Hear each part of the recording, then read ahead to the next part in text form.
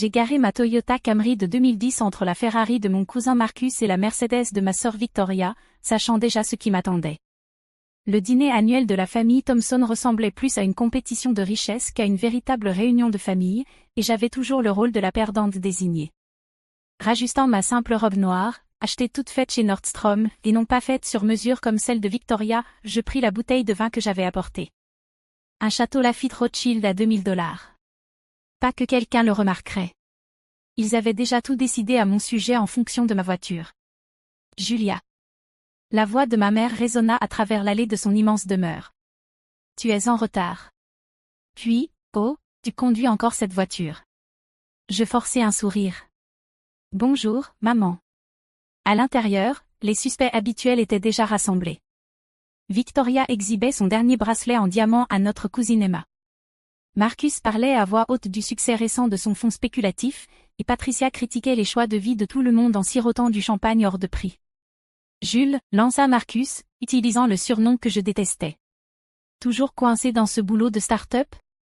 S'il savait seulement que mon « boulot de start-up » était en réalité ma propre entreprise, Thomson Tech Solutions, actuellement valorisée à 4,2 milliards de dollars. Mais il n'avait pas besoin de le savoir. Pas encore. Ta voiture roule toujours, ajouta Victoria avec une fausse sollicitude. Je connais un excellent concessionnaire si tu es enfin prête à passer à quelque chose de mieux, mais il faudrait peut-être vérifier ton score de crédit d'abord. Je posai ma bouteille de vin sur le comptoir de la cuisine, observant ma mère la remplacer aussitôt par une autre de sa propre collection. Mon vin à $2000 finirait probablement dans sa cuisine. Julia est simplement pratique, dit ma mère diplomatiquement. Tout le monde n'a pas besoin d'objets de luxe pour être heureux. La façon dont elle prononça, pratique, donnait l'impression d'une maladie incurable. Je vérifiai mon téléphone, confirmant ce que je savais déjà. L'action de mon entreprise avait encore grimpé de 15% aujourd'hui après notre dernière acquisition. La transaction qui allait bouleverser toute ma famille était presque conclue. Tu as entendu parler de la promotion de Victoria, intervint mon père. Vice-présidente junior chez Morgan Stanley. Et Marcus vient de conclure un accord de 50 millions pour son fonds. C'est merveilleux, dis-je en m'asseyant à l'immense table à manger. Félicitations. Emma se pencha en avant, sa robe de créateur valant probablement plus que ce qu'il pensait que je gagnais en un mois. Julia, ma chère, je connais un excellent conseiller financier. Tu devrais vraiment commencer à penser à ton avenir. Mon avenir? Je réprimai un sourire, songeant à la réunion que j'avais eue ce matin avec mon conseil d'administration. Nous venions d'acquérir notre plus grand concurrent pour 3,1 milliards de dollars, un accord que j'avais orchestré pendant que ma famille pensait que je galérais dans un petit poste de débutante dans la tech. Merci, Emma. J'y penserai. Le dîner suivit son cours habituel. Victoria raconta en détail son récent voyage aux Maldives. Marcus se vanta de sa nouvelle maison de vacances à Aspen. Ma mère dirigeait habilement la conversation pour mettre en avant les réussites de chacun tout en minimisant mon absence apparente de succès. Julia fait de son mieux, disait-elle chaque fois qu'on posait des questions sur moi. Elle a toujours été différente. Différente parce que j'avais choisi de construire quelque chose à partir de rien plutôt que de suivre leur chemin tout tracé dans la banque d'investissement ou le droit. Parce que j'avais vécu modestement tout en développant secrètement mon entreprise jusqu'à en faire un géant de la tech. Parce que je n'avais jamais ressenti le besoin de prouver ma valeur à travers des marques de luxe et des voitures Tapax en grave-l'œil. Dis-moi au moins que tu fréquentes quelqu'un de réussi, insista tante Patricia. Tu ne rajeunis pas, ma chère. Je pensais à Daniel, l'ingénieur brillant que je voyais depuis 6 mois. Il serait probablement choqué d'apprendre qu'il valait plus de 200 millions grâce à ses propres entreprises technologiques. Mais comme moi, il préférait rester discret. Je me concentre simplement sur le travail pour l'instant, répondis-je. Victoria leva les yeux au ciel. Bien sûr. Mais quel genre de travail peux-tu vraiment faire dans, comment s'appelle déjà la société? Thomson Tech Solutions, dis-je doucement. Jamais entendu parler, déclara Marcus. Ça doit être une de ces petites start-up qui disparaîtront dans l'année. S'il avait pris la peine de lire la presse financière, il saurait que Thomson Tech Solutions révolutionnait l'intelligence artificielle et l'informatique en nuage. Nous avions été cités 3 fois dans Forbes rien que cette année. En parlant de travail, éleva Victoria la voix, devine qui vient d'être approuvé pour le programme de voiture de direction de Morgan Stanley? J'hésite entre une Bentley et une Rolls. La Bentley, sans hésiter, intervint Emma. Julia, qu'est-ce qui t'a décidé pour cette Toyota? C'était sa bonne note de sécurité? Ils rirent, et je les laissai faire. Qu'ils croient que j'avais choisi ma voiture par nécessité plutôt que par préférence. Qu'ils supposent que je ne pouvais pas me permettre mieux au lieu de comprendre que j'investissais mon argent pour bâtir un empire.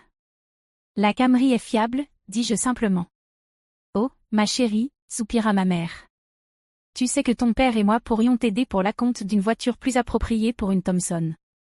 J'ai pris une gorgée de vin, songeant aux 3 maisons que je possédais librement, y compris une villa en bord de mer à Malibu qui valait plus que toute leur collection de voitures réunies.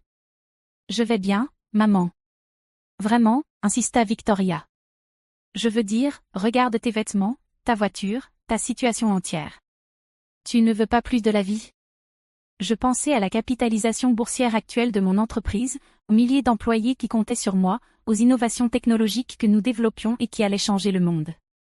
Je suis satisfaite de mes choix. Marcus ricana dans son verre de vin. Satisfaite de la médiocrité. Typique Jules.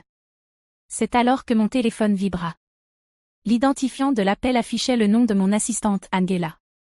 Elle savait qu'elle ne devait pas interrompre le dîner de famille sauf en cas d'urgence. Excusez-moi, dis-je en me levant. Je dois prendre cet appel. Vraiment, Julia? Ma mère fronça les sourcils. C'est impoli de répondre au téléphone à table. Je m'éloignai quand même, sentant leur regard critique dans mon dos. Angela, qu'y a-t-il? Mademoiselle Thompson, je suis désolée de vous déranger, mais il y a un problème avec le jet. L'équipe de maintenance à Dubaï a besoin de votre approbation pour certaines améliorations avant votre vol pour Singapour la semaine prochaine. Je sentis Victoria tendre l'oreille. Le jet, chuchota-t-elle à Emma. Ça doit être le service de messagerie de son entreprise ou quelque chose comme ça. S'il savait seulement que ce service de messagerie était en réalité mon Gulfstream G650 personnel. Dites-leur de procéder aux améliorations, répondis-je clairement, observant leur visage passer du mépris à la confusion, et assurez-vous que le pilote dépose le plan de vol pour Singapour avec une escale à Tokyo. J'ai cette réunion avec nos investisseurs japonais. La table était devenue silencieuse. Même Marcus avait cessé de se vanter. Et aussi, Angela, ajouta-t-elle, Monsieur Chen du conseil voulait confirmer votre disponibilité pour la conférence de presse de demain concernant l'acquisition. Oui, j'y serai. Assurez-vous que l'équipe de communication ait bien le communiqué prêt à propos de notre acquisition de Maxtech Industries pour 3,1 milliards de dollars. J'entendis un verre de vin se briser. La main parfaitement manucurée de Victoria avait dérapé, répandant un liquide bordeaux sur sa robe de créateur. C'est tout, Angela? Encore une chose. Forbes veut mettre à jour votre valeur nette pour leur classement 40 Under 40. Dois-je leur donner le chiffre actuel ou attendre que l'acquisition soit rendue publique? Je me retournai vers la table, croisant leurs regards choqués. Attendons. La hausse du cours suite aux nouvelles d'aujourd'hui devrait être intéressante. Je raccrochai, rangeant mon téléphone avant de reprendre ma place. Le silence était assourdissant. La fourchette de ma mère resta suspendue à mi-chemin de sa bouche.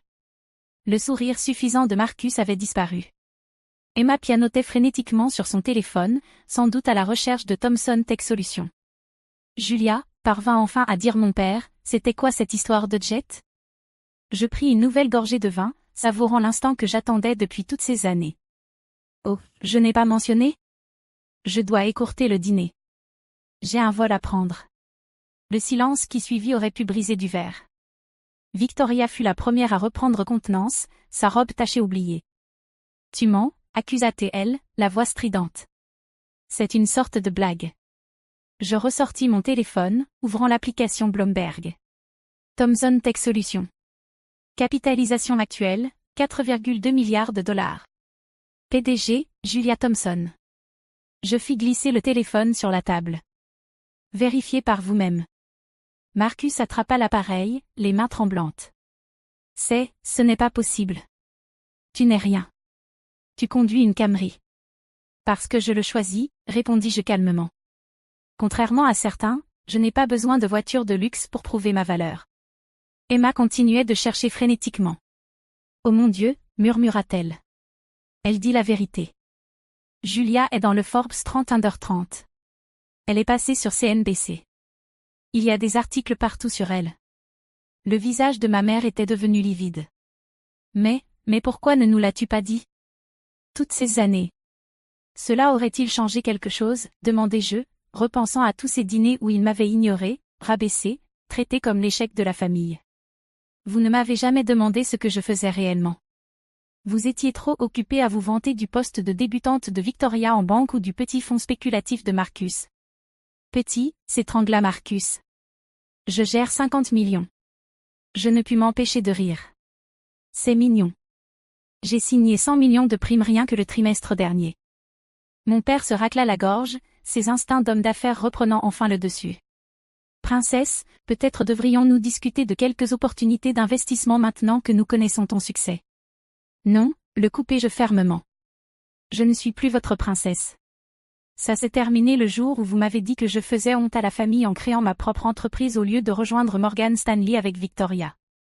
Victoria blêmit au souvenir. Elle était présente ce jour-là, souriant quand notre père m'expliquait en détail toutes les façons dont je déshonorais le nom Thomson. Mais c'est ce que fait une famille, protesta ma mère faiblement. On s'entraide. Vraiment? J'haussai un sourcil. Comme lorsque vous avez aidé Victoria avec la compte pour sa Mercedes en me disant que j'avais besoin d'apprendre la responsabilité financière? Ou quand vous avez financé le fonds de Marcus tout en qualifiant mon plan d'entreprise d'irréaliste? Tante Patricia, fidèle à elle-même, se pencha en avant. Chérie, maintenant que nous connaissons ta position, tu dois absolument rejoindre le country club. Je te parrainerai personnellement. Le même country club qui a rejeté ma candidature l'an dernier parce que ma voiture n'était pas appropriée? Je souris froidement. Je l'ai acheté le mois dernier. Les membres ne le savent pas encore. Un autre verre heurta la table trop fort. Cette fois, c'était celui de Marcus. Mon téléphone vibra de nouveau. Qui est Daniel? Ton pilote, disait le SMS. Veux-tu que je vienne te chercher en Aston Martin plutôt qu'avec la voiture habituelle? Je répondis, non, restons en haut plan. La Camry est parfaite pour ce soir. Julia, dit Victoria d'une voix devenue mielleuse, celle qu'elle utilisait enfant quand elle voulait obtenir quelque chose. J'ai justement pensé à quitter Morgan Stanley. Peut-être pourrions-nous discuter d'opportunités dans ton entreprise. Tu veux dire la petite start-up qui ne durera pas un an, repris-je, citant les mots de Marcus plus tôt. Je crois que nous avons déjà tout le personnel qu'il nous faut. Emma tenta à son tour. Tu sais, j'ai toujours été intéressée par la tech. Vraiment, l'interrompis-je. Cite-moi un seul langage de programmation. Elle resta muette, dégonflée. Ma mère avait encore du mal à tout assimiler. Mais tes vêtements, ta voiture, ton appartement. Ce sont tous des choix, terminai-je pour elle. Je pourrais acheter cette maison avec une journée de revenus. Je pourrais avoir n'importe quelle voiture, mais contrairement à certains, je ne mesure pas la réussite à ce que je possède. Combien? Demanda mon père sèchement. Combien vaux-tu? Je me levai, lissant ma robe toute simple achetée en prêt-à-porter. Plus que toutes les personnes assises à cette table réunie. Plusieurs fois plus. Mon téléphone vibra de nouveau. C'était Angela cette fois. La voiture est prête quand vous voulez, mademoiselle Thomson. Les membres du conseil à Singapour sont impatients de commencer la réunion. Merci, Angela. Je pars tout de suite. Je me tournai vers ma famille stupéfaite. Cela a été instructif, mais j'ai une entreprise à diriger. Attends, s'écria Victoria d'une voix désespérée. Tu ne peux pas nous lâcher ça et partir. Pourquoi pas? Vous me balancez vos jugements depuis des années. Je ramassai mon sac à main, un simple cabas en cuir qui coûtait probablement plus cher que les sacs de créateurs voyants de Victoria. Oh, et maman? Ce vin que tu as relégué à l'étagère pour cuisiner? Il vaut plus que les rendements mensuels du fonds de Marcus. Alors que je me dirigeais vers la porte, mon père retrouva sa voix. Julia, sois raisonnable. Nous sommes une famille. Nous devrions discuter de cet arrangement. Je me retournai une dernière fois. Le moment de discuter, c'était il y a des années, quand j'avais besoin de soutien. Maintenant, je n'ai plus besoin de rien de vous. Mais nous avons le même sang, supplia ma mère. Le sang n'excuse pas les comportements, répondis-je. Vous avez tous fait vos choix quant à la manière de me traiter. Maintenant, vous devez vivre avec. Dehors, ma fidèle Camry m'attendait. Derrière moi, j'entendais le chaos éclater, les exigences stridentes de Victoria, les protestations de Marcus, les tentatives d'Emma de se connecter avec moi sur LinkedIn depuis son téléphone. Alors que je m'éloignais en voiture, ma mère courut jusque dans l'allée. Julia, s'il te plaît. On peut repartir à zéro. Je ne m'arrêtai pas. Le lendemain matin, les tentatives de ma famille pour me contacter commencèrent. D'abord les textos. Victoria, coucou, sœur. Tu te souviens quand je t'ai aidé pour tes candidatures à la fac? Que de bons souvenirs. Déjeunons ensemble. Marcus, Jules. J'ai des opportunités d'investissement incroyables à te proposer. Appelle-moi. Emma, LinkedIn dit que tu recrutes. Un café bientôt? Puis les emails.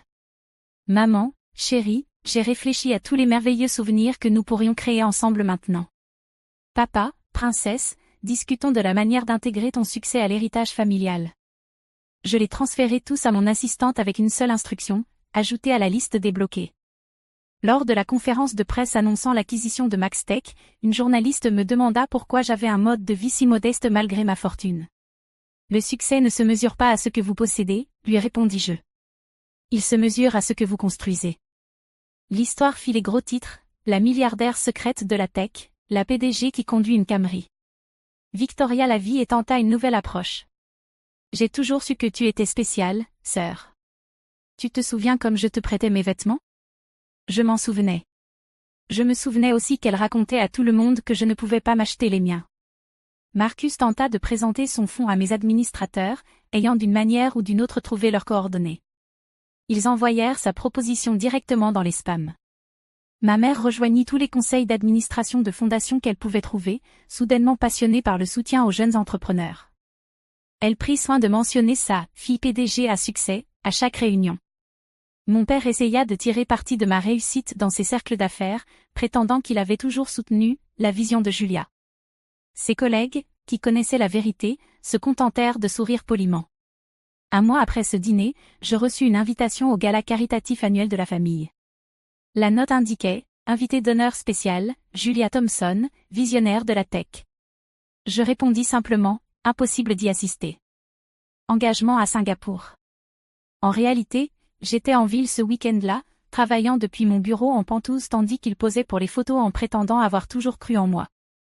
Victoria donna une interview au journal local expliquant qu'elle avait inspiré le succès de sa sœur. Marcus raconta à qui voulait l'entendre notre relation très proche. La vérité? Il n'avait rien inspiré, si ce n'est ma détermination à réussir malgré eux. La semaine dernière, Victoria perdit son emploi chez Morgan Stanley. Des coupes budgétaires. Elle m'envoya son CV accompagné d'un mot, la famille avant tout, pas vrai? Le fonds de Marcus perdit son plus gros investisseur. Il essaya de planifier une réunion avec mon équipe d'investissement. L'entreprise du mari d'Emma fit faillite. Elle se mit à publier des citations motivantes sur les liens familiaux réussis sur LinkedIn. Je les ignorais tous. À la place, je me concentrais sur l'essentiel, diriger mon entreprise, développer de nouvelles technologies, créer des emplois. La Camry est toujours garée à ma place, entre Maserati et Bentley. Mes employés l'adorent. C'est devenu un symbole de notre culture d'entreprise, réussir sans ostentation. Hier, j'ai surpris 2 de mes jeunes développeurs discuter. C'est vrai qu'elle est milliardaire et qu'elle conduit une Toyota? Ouais, et elle porte des vêtements normaux et vit dans un appartement ordinaire. Mais pourquoi? Elle pourrait tout avoir. Parce qu'elle n'a rien à prouver à qui que ce soit. Eux, ils comprennent. Ma famille ne comprendra jamais. Ce matin, j'ai reçu une nouvelle invitation à dîner de la part de ma mère. La note précisait qu'elle avait enfin appris à conserver correctement les grands crus. Je lui ai renvoyé la même bouteille qu'elle avait reléguée à la cuisine, un château Lafite Rothschild de $2000. La note disait, pour ton étagère de cuisine. J'ai entendu dire que ça relève le goût des lettres de refus. Parfois, le succès n'est pas de prouver aux autres qu'ils ont eu tort. C'est de se prouver à soi-même qu'on avait raison. Et parfois, la meilleure revanche n'est pas de montrer aux autres ce qu'ils ont raté, c'est de les laisser le voir depuis une distance qu'ils ne franchiront jamais. Quant à moi, je prends ma Camry pour me rendre à une réunion du conseil. Nous discutons d'une expansion à 5 milliards de dollars. Je pense que j'enverrai un communiqué de presse à ma famille à ce sujet. Après tout, c'est ainsi qu'ils préfèrent entendre parler de ma vie, de toute façon.